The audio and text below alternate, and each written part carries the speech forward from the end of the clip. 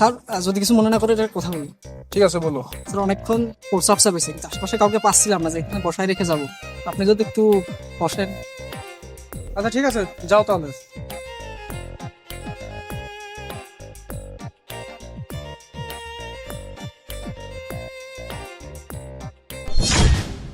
মিঠু, তুমি এখানে? হ্যাঁ আমি। তুমি এখানে দারোয়ানের চাকরি করো? আমি তো জানতাম তুমি অনেক বড় মাপের চাকরি করো।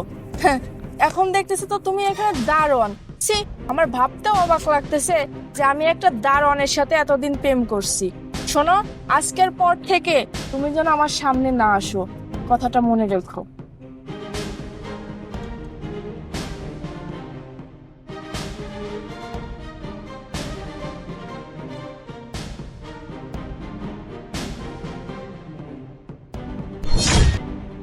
কি ব্যাপার, আপনি এখানে কেন?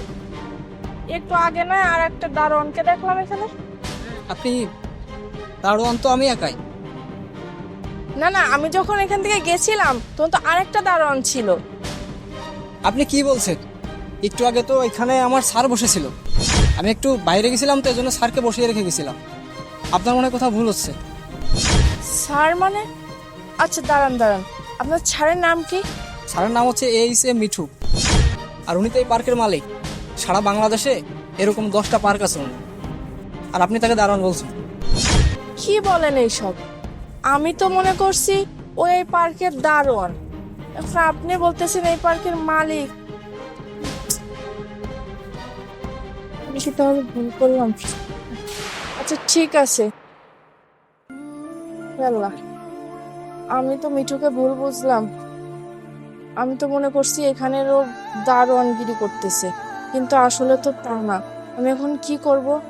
ওর সামনেও তো আমি যেতে পারতেছি না।